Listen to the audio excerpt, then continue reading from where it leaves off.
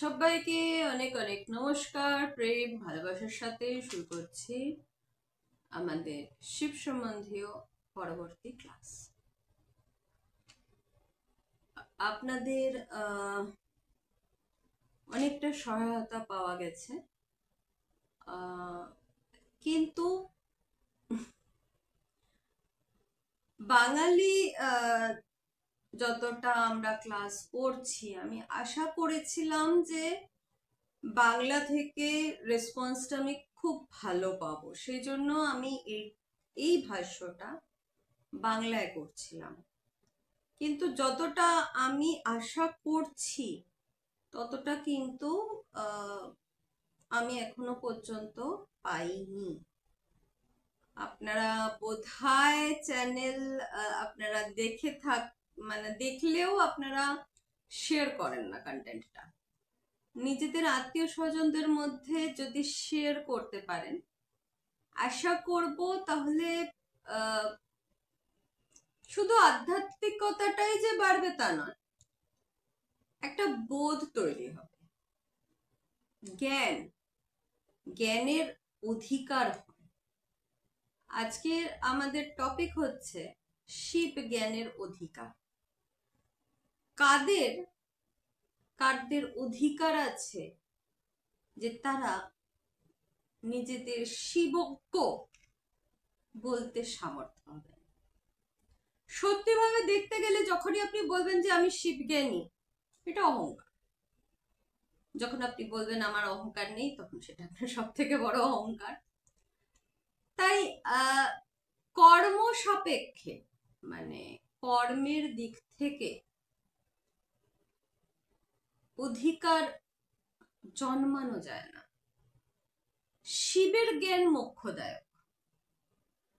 যদি কারোর মোক্ষের ইচ্ছা থাকে, মোক্ষ প্রাপ্তির ইচ্ছা থাকে, তাহলে তাকে শিবকে বুঝতেই হবে। শিব সেই সত্তার নাম, যে সত্তা হচ্ছে সৃষ্টি চক্রের প্রধান ধারক, বাহক, লিঙ্গার্থক।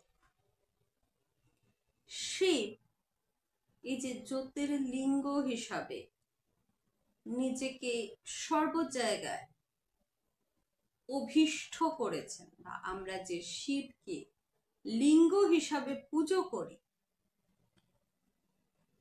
এই বোধার্থ জ্ঞানের অধিকার শিবকে না জানা পর্যন্ত আসে না। তার আগে পর্যন্ত ওই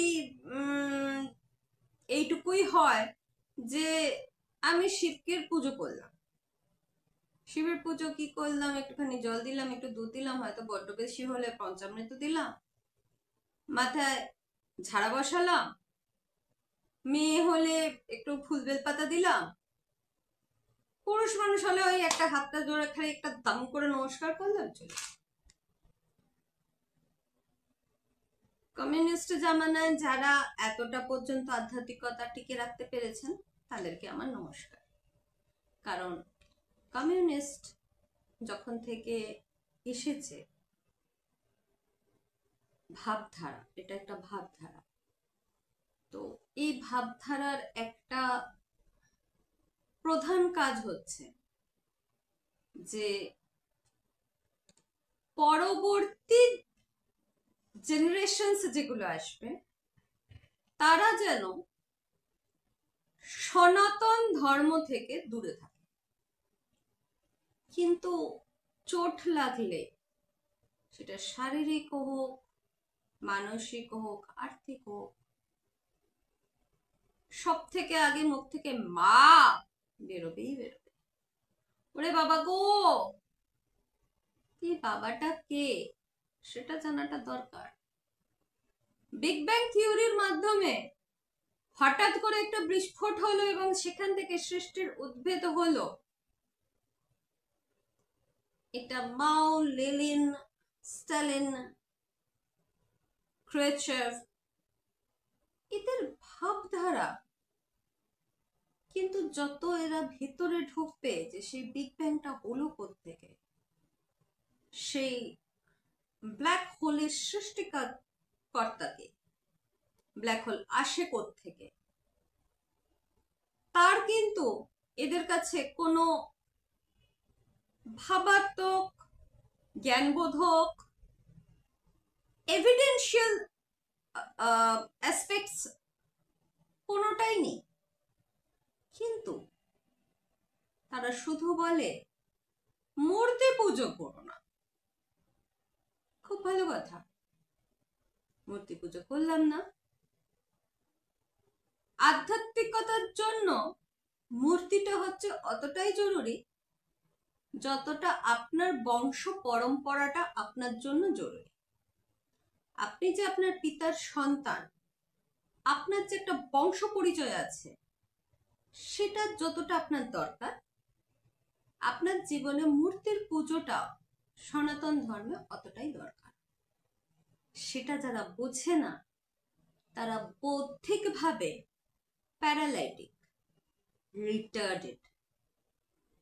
কারণ তাদেরকে যদি বলা হয় যে এক জায়গায় বসে বৌদ্ধ হতো, তখন কিন্তু তারা বুঝতে পারবে না, তারা বুঝতে পর্যন্ত পারবে না। আর এটাই হচ্ছে এদের হিপোক্রেসির চূড়ান্ত উদাহরণ। আমি এগুলো খুব ভালো করে কেন জানি, কারণ আমি সেন্ট জেভিয়ার্সে পড়েছি, আর আমার বাবা নিজে পলিট ব্যুরোর মেম্বার ছিলেন। একটা সময় পর্যন্ত জ্যোতি বসু আমাদের বাড়িতে আসতেন। তো সেই জন্য এই সিপিআই বা কমিউনিস্ট ভাবধারাটা ভীষণভাবে ভালোভাবে জানি। মাওইজম, নক্সালিজম, আমার নিজের বিবেক, নিজের বোধকে রক্ষা করার অধিকার নিশ্চয়ই আছে, এবং আমার কোনো ধরনের ব্যক্তি স্বাধীনতায় যদি অন্য কারোরই হাত পড়ে, তার উপরে সেটা রাজতন্ত্রই হোক, প্রজাতন্ত্রই হোক, বা অন্য যে কোনো স্বরাষ্ট্রতন্ত্রই হোক, তার উপরে বলবার অধিকার আমার আছে। নিজের মর্যাদা রক্ষা করবার দায়িত্ব আমার। কিন্তু এই যে জ্ঞান, এই জ্ঞানটা কোথা থেকে আসবে? এই জ্ঞানটার জন্য তো আমাদের আমাদের ধর্মের দিকে যেতেই হবে। উপর যতক্ষণ পাতাটা উল্টাচ্ছেন ততক্ষণ পর্যন্ত ওপরেই ঘোরা যায়। সেটা একটা জন্মে ঘুরুন, 10টা জন্মে ঘুরুন, 100টা জন্মে ঘুরুন, বা 1000টা জন্মে ঘুরুন, প্রভুর কিছু এসে যায় যতক্ষণ না চন্দনটাকে পেটে নিজের মাথাটাতে লাগিয়ে নিচ্ছেন তিনি, ততক্ষণ পর্যন্ত আপনাকে পেটে যাবেন। একটা খুব ছোট্ট গল্প মনে পড়ছে আমার। একবার আগে তিনি ব্যাদ ছিলেন, পরবর্তীকালে নারদ ঋষির শিষ্য হওয়ার দরুন তিনি ভগবত দর্শনের দিকে চলে গেছেন। আমি কিন্তু ব্রহ্মচারীজির কথা, মানে বাল্মীকিজির কথা বলছি না, ইনি আরেকজন সাধক। তো একদিন তিনি সাধনা করছেন, করতে করতে কাঁদছে। গুরু, নারদ তো গুরু, থাকতে পারেননি, এসে বলছেন, বাবা তুই কাঁদছিস কেন, কি হয়েছে? না প্রভু, একটা কথা বুঝতে পারছি না যে আমি এত কর্ম করেছি, আমি ব্যাদ, তো পশু শিকার করা হচ্ছে আমার কর্ম, আমার জীবন রক্ষার যে প্রফেশন, সেটা হচ্ছে আমার ব্যাদ। তো আমি যদি পশুদের হত্যা না করি তাহলে আমার সংসার চলবে না, আমার বাচ্চারা খেতে পাবে না। তো আমি তো কর্ম করছি, কিন্তু আমি গুরু দীক্ষিত, সেজন্য আমার দীক্ষার জোরে আমি সেই কর্মটা কাটছিও। কারণ দীক্ষা হলে নিজের ভোগ কর্ম কাটা যায়। তো কিন্তু আমি বুঝতে পারছি না আমি উদ্ধার কতদিনে পাবো। তো নারদ ঋষি বলছেন, এটা জেনে তোর কি হবে যে তুই উদ্ধার কতদিনে পাবি? এই জন্মে তো তুই উদ্ধার পাচ্ছিস না, তো তুই এই এক্ষুনি এটা জানতে কেন চাইছিস যে তুই কতদিনে উদ্ধার পাবি? না, আমার জানা থাকলে বড় ভালো হয়। নারদ ঋষি অ্যাস্ট্রোনমি বা অ্যাস্ট্রোলজির বিরাট পণ্ডিত। নখদর্পণে তিনি দেখতে পান তার সামনে যে বসে আছে তার কতগুলো জন্ম হলে সে ভোগ মুক্তি হবে। সাধারণ দেখে তিনি বললেন, বাবা মোটামুটি এখনো 10,000টা জন্ম তোকে নিতে হবে, তারপরে গিয়ে তুই পরমাত্মার বোধে ভেতরে ঢুকতে পারবি এবং নিজেকে রক্ষা করবার রাস্তা পেয়ে যাবি, পরমাত্মায় মিশে যেতে পারবি, মোক্ষ প্রাপ্তি করতে পারবি। আপনি হলে কি করতেন? মাথায় হাত দিয়ে কাঁদতে বসতেন।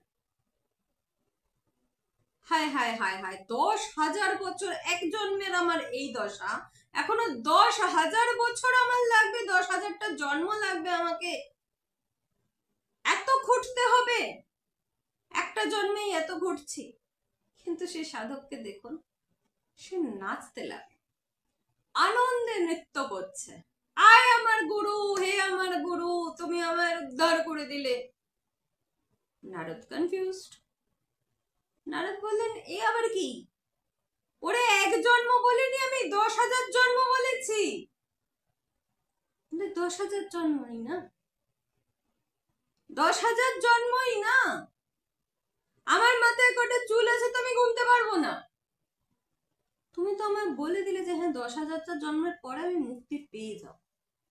যখন তোমার মুখ দিয়ে বেরিয়েছে, তুমি তো দেবঋষি, তোমার মুখ দিয়ে বেরোনো মানে দেবের মুখ দিয়ে বেরোনো।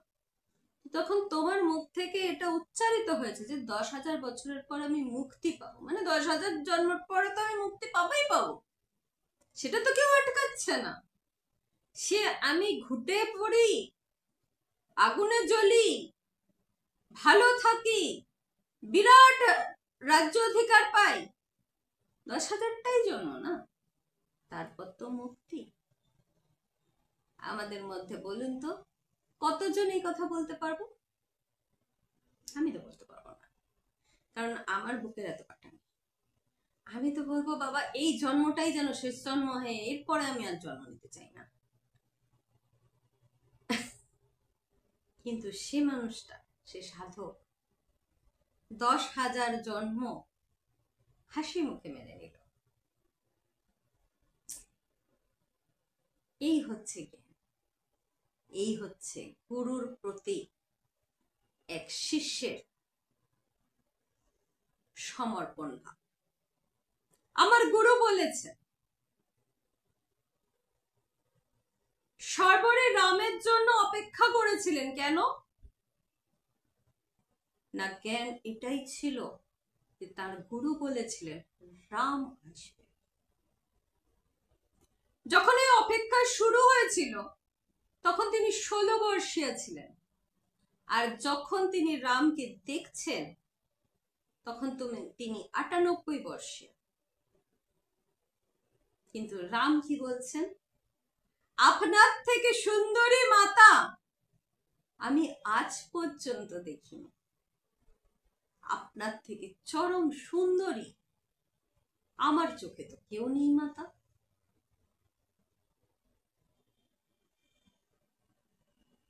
একজন দেখলো শরীর, আরেকজন দেখলো মন, কিন্তু আরেকজন কি দেখছে? প্রভু কি দেখছেন? তার ভাব। আপনাদের সাথে আমি আগের বার শেয়ার করেছিলাম ভাবনার্থক শিব। ভাবনার্থক শিবের মধ্যে কে কি কেন এর ভেদ অভেদ নিশ্চয়ই আছে। জ্ঞানের যে অধিকার ক্রম, আজকে আমরা সেই নিয়ে যখন আলোচনা করতে বসেছি, এর মধ্যে একটা বিরাট বড় আলোচনা এসে যায়। সেটারই এতক্ষণ পর্যন্ত ভনিতা করলাম। তার কারণ অনেকের মনে এটা আছে যে সনাতন বলে বসুদেব কুটুম্বকম, যেখানে যত কেউ আছে সবাই আমার কুটুম্ব, বিশ্ব আমার পরিবার। এই নিয়ে একটা বিরাট বড় কনফিউশন। আজকে এই যে শিব জ্ঞানের অধিকার, এইটা যখন আমি বলছি, তখন কিছু পুরনো পাতায় ফিরত চলে যাব। অদ্বৈত জ্ঞান প্রাপ্তির অধিকার সম্বন্ধে শঙ্করাচার্যজি বা আদি শঙ্কর, তাকে সবাই আদি শঙ্কর বলেই বেশি ভাবছেন, বা শিবের শিব তত্ত্বের প্রধান প্রচারক হচ্ছেন আদি শঙ্কর। মহেশ্বরের স্বরূপের বিস্তার যিনি সম্পূর্ণভাবে লিখিত রূপে দ্বার্থক করে গেছেন, তিনি হচ্ছেন আদি শঙ্কর।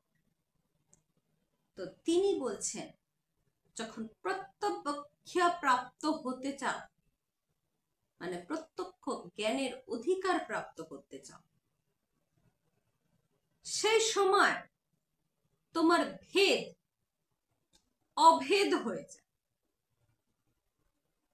তুমি যখন পরমাত্মার রূপকে সবাইকার মধ্যে দেখবে, সবকিছুর মধ্যে দেখবে, তখন তোমার মুখ থেকে কি বেরোবে?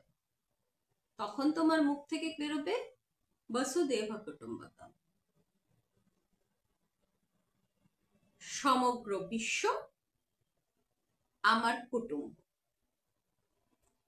এর উপরে আরেকটা কথা আছে, সেটা হচ্ছে অহম ব্রহ্মাস্মি, আমি ব্রহ্ম। যখন আমি ব্রহ্ম, তখন আরেকটা যে সৃষ্টি, আরেকটা যে জীব, সেও তো আমি। সে জীবটা নির্জীব হতে পারে, সে সজীব হতে পারে। যখন সবকিছুই আমি, তাহলে আপনিও আমি, আমিও আমি।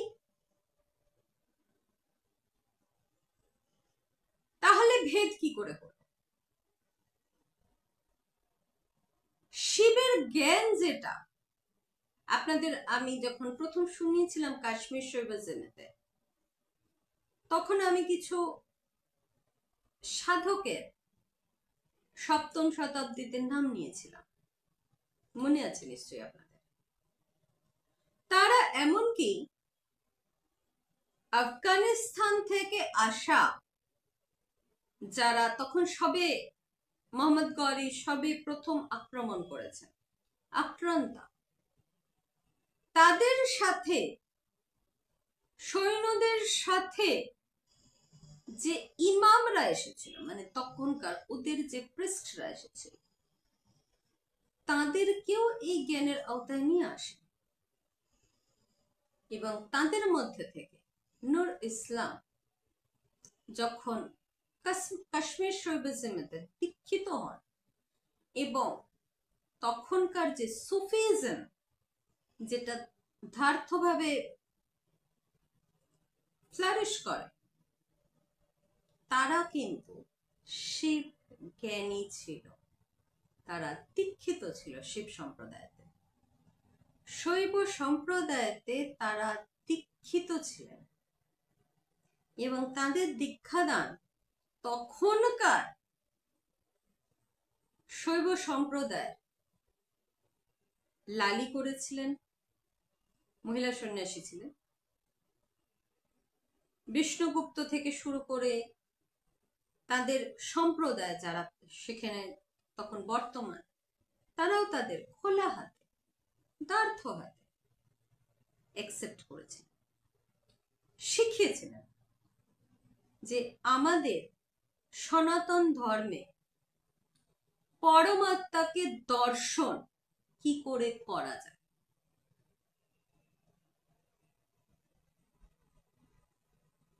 বিশ্বের অনেক ধরনের ধর্ম আছে। আপনারা কয়েকটা ধর্ম জানেন, যে হিন্দু, খ্রিস্টান, ইসলাম, জৈন, বুদ্ধ, হ্যাঁ বুদ্ধা। আমরা 5টাকে নিয়ে চলি, শিখ 6টা হয়ে গেল, 7টা, 8টা, 9টা, 10টা বেশিরভাগ জানেন। আমি 42টা দেখেছি আমেরিকায়। কিন্তু এদের সবাইকার মধ্যে একটা জিনিসের কমই আছে, তারা সেই পর্যন্ত পৌঁছাতে পারে না। সেটা হচ্ছে চূড়ান্ত প্রার্থনা, চূড়ান্ত চোখের সামনে দেখা। সেটা কিন্তু একমাত্র এই সনাতন ধর্ম দিয়েই সম্ভব। একমাত্র বেদ আপনাকে নিয়ে গিয়ে দাঁড় করিয়ে দিতে পারে আপনার ইষ্টের সামনে। সেই জন্য বলা হয়, যদি জিসাস হিসাবে কেউ সত্যিকারের থেকে থাকেন, ইশুহা, তিনিও নাকি এই ভারতের মাটিতে এসে ওই কাশ্মীরে, যেটা আজ পিওকে বা বালুচিস্তান, সেখানে তার দীক্ষা হয় এবং সনাতন ধর্মে তিনি দীক্ষিত হন। আমরা যখন শিখতে দেখি, গুরু নানকজির যখন ব্রহ্মজ্ঞান হচ্ছে, তো তখন তিনি বলছেন পরমাত্মার দর্শন শুধুমাত্র একটি তারার রূপেতে আমি দেখতে পাচ্ছি।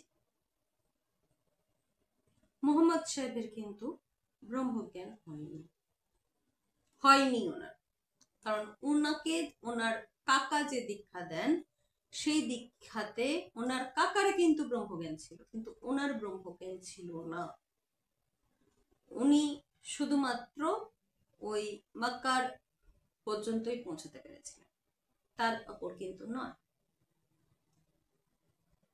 এবং পুরনো মক্কা যদি দেখা যায়, সেখানে 365টি মূর্তি রাখা ছিল, যেটা পরবর্তীকালে তারা নাকি ভেঙে দিয়েছিল।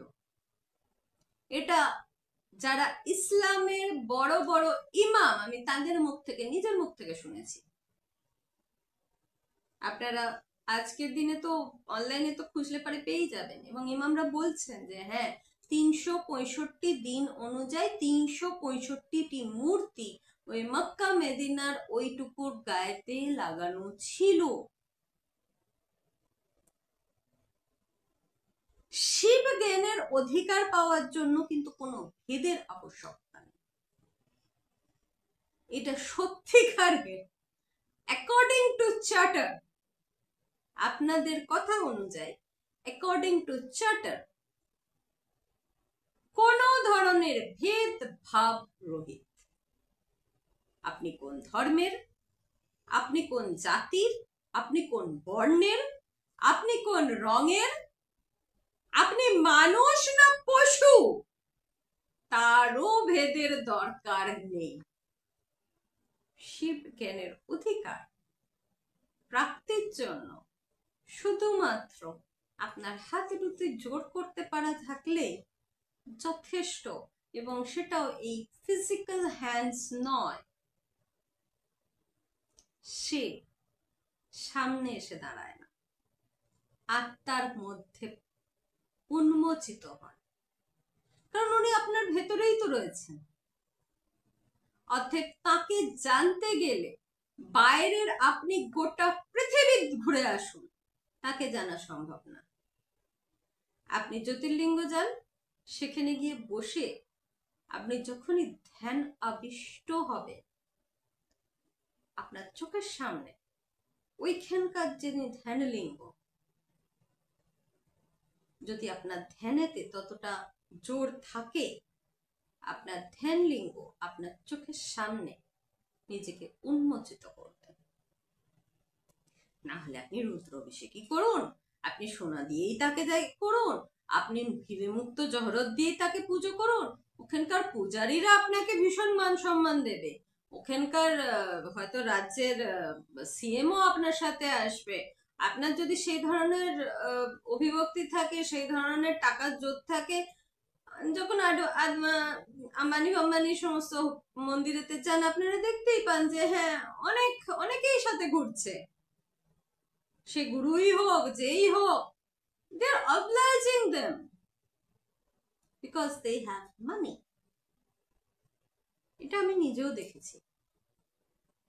কারণ একটা সময় মানুষের মধ্যে যে ভ্রম থাকে, সে ভ্রম আমারও থেকেছে।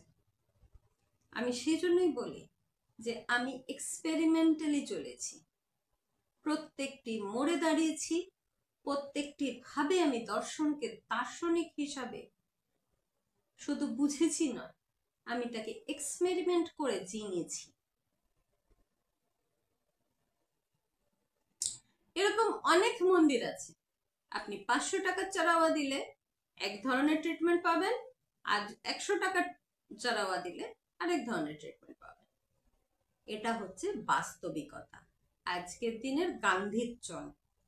তো ওই গান্ধী, ওই পুরনো গান্ধীর মতনই ফেক। কারণ যতক্ষণ পর্যন্ত বাইরে হাতড়ে যাবেন, অধিকার বোধ আসলেও, অধিকার থাকলেও সদ্গুরু পাবেন না। মন্ত্র উচ্চারিত না হওয়া পর্যন্ত, নিজের বিবেককে মলরহিত না করা পর্যন্ত, তার কাছে প্রত্যভিজ্ঞান পাওয়ার অধিকার, মানে প্রত্যক্ষ তাকে সামনে দেখার অধিকার আপনার আসবে। যতক্ষণ না সেটি আসছে, ততক্ষণ পর্যন্ত শিবকে জানা সম্ভব। শিবকে জানলেও, শিবকে আচার্য উৎপল বলছেন যে ততক্ষণ পর্যন্ত তিনি স্পষ্ট হবেন না। এই জন্য প্রত্যভিজ্ঞা মানে নিজের অভিজ্ঞতা এতটা বেশি জোর দেয়া। কোন সাধক সে যতক্ষণ না প্রত্যভিজ্ঞা হচ্ছে, মানে তার নিজে যতক্ষণ না তার নিজের অভিজ্ঞা হচ্ছে, ততক্ষণ সে শিব জ্ঞানের অধিকারী সম্পূর্ণভাবে হয়ে উঠতে পারে না। এই জ্ঞানের উপায় কি? জ্ঞান যে আমি পাবো, এর জ্ঞানের ক্রম কি, উপায় কি, বা জ্ঞানের অবধি কতটা? জ্ঞানের উপায় হচ্ছে একটাই, সেটা হচ্ছে সাধনা। এর কোনো ব্যতিক্রম নেই। জ্ঞান প্রাপ্তির একটাই ক্রম বা ব্যতিক্রম, সেটা হচ্ছে প্রসাদ চাইতে হলে আপনাকে হাত আগে করতেই হবে, সেই হাতে প্রসাদটা গুরু দেন। গুরু যতক্ষণ নাই মহাভয়ঙ্কর সংসারের সব ধরনের মল নষ্ট করে দিচ্ছেন, ততক্ষণ পর্যন্ত দৃঢ় বুদ্ধি দ্বারা সাধনা করেও প্রত্যভিজ্ঞা হয় না। গুরুর প্রয়োজন এখানে। এর তাৎপর্য কতটা? শ্রীকৃষ্ণ নিজে বলছেন যে যতক্ষণ নিষ্কাম কর্মযোগ দিয়ে, নিষ্কাম কর্মযোগ, শিবের সাথে বিজনেস করতে যেও না, তার থেকে বড় বিজনেসম্যান আমি দুনিয়ায় দেখি, আমি নিজেও দেখি, আমার স্বামী হিসাবে বলছি না, কিন্তু তার থেকে বড় বিজনেসম্যান, সে আমার সাথেও বিজনেস করে। অতএব বুঝতেই পারছেন অন্যদের সাথে কতটা বিজনেস করে। তো নিষ্কাম কর্মযোগ এই জন্য দরকার। শ্রীকৃষ্ণ এই জন্য নিষ্কাম কর্মযোগের যখন গীতার ভাষ্য দিয়েছেন, শুধু তখনই না, তিনি তার নিজের জীবনেও নিষ্কাম কর্মযোগের অনুষ্ঠান সম্পূর্ণ জীবন ধরে করে গেছেন। তিনি সুদামাকে যখন দিয়েছেন, তখন তিনি কিন্তু এটা ভাবেননি যে হ্যাঁ সুদামাকে আমি কেন দেব। তিনি যখন তার ছোট্ট ছোট্ট জীবনের এক একটা রং রস রূপ তুলে ধরেছেন, তখন এটা ভাবেননি যে হ্যাঁ আমি এটা করলে এটা পাবো। এই ক্যালকুলেশন থাকে না। আমি কর্ম করবার অধিকারী, তার ফল কি হবে, কতদিনে পাবো, সেটার আমার অধিকার নেই। আমি সেটা করে উঠতে পারবো না, আমি সেটা বলতে পারি না, কারণ তার অধিকারই আমার না।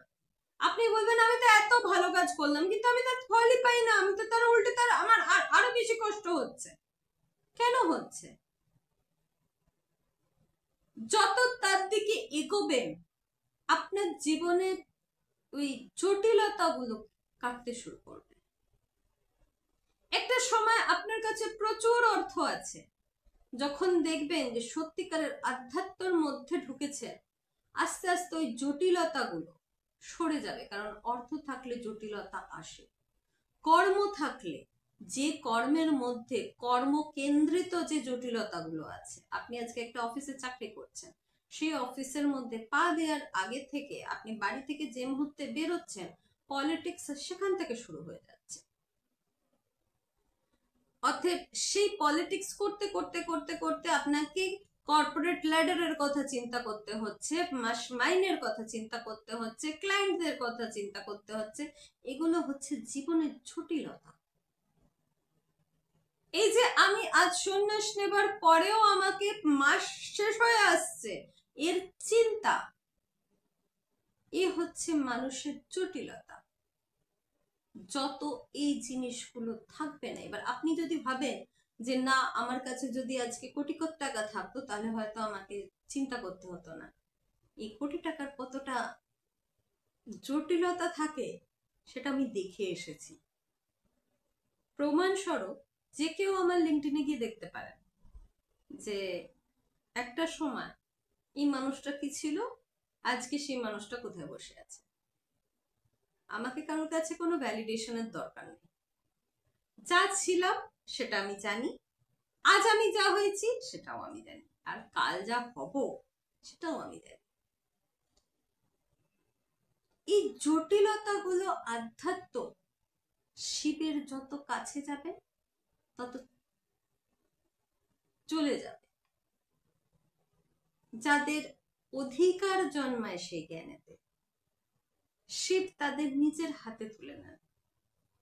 তাদের জীবনের যে জটিলতা আছে সেগুলো আস্তে আস্তে বিনষ্ট করতে থাকে। তাকে এমন কোথাওই আসতে দেন না যেখানে শিবের মধ্যে আর তার মধ্যে কোনো দূরত্ব তৈরি হতে পারে। আজ কিন্তু আমার মধ্যে আর তার মধ্যে কোনো দূরত্ব নেই, আজকানে হয়েছিল। সমস্ত কিছু শিবময়। এই দৃঢ় ইন্দ্রিয়ের মধ্যে গিয়ে যতক্ষণ এই বোধ আসছে ততক্ষণ নিষ্কাম কর্মযোগ আরম্ভ হলেও তার নাশ আসবে, যেরকম ভাবে যুধিষ্ঠিরের নাশ হয়েছিল। পাশা ফেললে তিনি যে হারবেন তিনি প্রথমবার থেকেই জানতেন, কিন্তু তিনি পাশা ফেলেছেন। এক এক করে নিজের ভাইদের, নিজের স্ত্রীদের, সবাইকে লাগিয়েছেন, শুধু মাকে বোধে লাগাতে পারবে সাহসটা হয়নি। গুরু বাক্য, এখানে গুরু বাক্য বিরাট বড় বৈশিষ্ট্য আছে। কারণ এই যে প্রত্যেক আত্মরূপের যে শিব জ্ঞান, সেটা আসেই হচ্ছে গুরুকে শিব সমান দর্শন করলে, না হলে এটা সম্ভব না। আমি প্রচুর গুরুর হাত ধরেছি, প্রচুর গুরুকে জীবনে দেখেছি, কিন্তু বাবাজি মহারাজের দর্শন আমার জীবনে এখনো পর্যন্ত 3বার সামনাসামনি দর্শন, যেটা 3বার হচ্ছে। আধ্যাত্মিক ভাবে হয়তো আমি তার সাথে অনেক অনেক বেশি থাকবার, কি বলবো, বিরাট বড় প্রাপ্তি পেয়েছি। যে আজও যখন আমি আপনাদের সামনে যখন লেকচার দিতে আসি, তার আগেও যখন আমি তার থেকে আশীর্বাদ চাই যে হে গুরুদেব আমি তোমার সেবা করতে যাচ্ছি, আমার হাত ধরো, আমি বুঝতে পারি এসে মাথাটা ছুঁয়ে যায়। তো গুরুর এই আশীর্বাদ না থাকলে এগুলো সম্ভব না। এখানে সংসার শিবময় তখনই হয় যখন গুরুকে শিবময় ধরা যায়। শুধু বাক্য দিয়ে শুধুমাত্র ওইখানেও ক্যালকুলেশন এসে যায়। তো গুরুর সাথে যতক্ষণ না নিষ্কাম যোগটা থাকছে ততক্ষণ পর্যন্ত হয়। গুরুর প্রতিটা নিঃশ্বাসে যেমন শিষ্যের অধিকার আছে, তেমনি গুরুকে কতটা ভালো করে রাখবেন সেটাও আপনার কর্তব্যের মধ্যে পড়বে। গুরুর সেবা শুধুমাত্র অর্থ কাম দিয়ে হয় না। কাম মানে এখানে কর্ম। শুধুমাত্র অর্থ দিয়েও হয় না। যতক্ষণ না কায় মনোবাক্যে গুরুর সেবা করবার সামর্থ্য অর্জন করছে। মানুষ করতে পারে না, তার কারণ হচ্ছে মল। মল এসে ঘিরে ধরে, গুরু তো আমাকে কিছু দিচ্ছে না, আমি কেন গুরুত্ব করবো, বা গুরুত্ব এত করলাম কিন্তু আমার তো কিছু পেলাম না। যেখানে এই বোধ আছে সেখানে সম্ভব না, সেখানে শিব অধিকার সম্ভব না, 10,000 বছরেও সম্ভব না। জ্ঞান প্রাপ্তির এই যে ইন্দ্রিয়ের দ্বারা যে জ্ঞানের প্রাপ্তি হচ্ছে, ইন্দ্রিয় যতক্ষণ না নিষ্কাম কর্মযোগ শিখছে, গুরুর দ্বারা মল ক্ষয় হচ্ছে, ততক্ষণ পর্যন্ত শিবের জ্ঞানের অধিকার কোনো সাধকের হয় না। উপর উপর সবাই ভেসে বেড়ায়, ডুব সাঁতার কয়েকজনই দিতে পারে, আর ডুব সাঁতার দিয়ে ভাবনার সাগরকে পার হওয়া একজন কি দুজন ছাড়া হয়ে ওঠে না। অনেকটা আজকে বলা হয়ে গেল। আশা করি আপনারা বুঝতে পেরেছেন। যদি বুঝতে না পেরে থাকেন, কোয়েশ্চেন অ্যান্সার সেশন সবসময় আছে। আমার কাছ পর্যন্ত পৌঁছাতে হলে কিভাবে পৌঁছাবেন সেটাও আমি ডেসক্রিপশন বক্সেতে দিয়ে দিই আজকাল। সবকটা ভিডিও দেখুন, সাথে থাকুন। দেখা হবে আপনাদের সাথে পরবর্তী এপিসোড।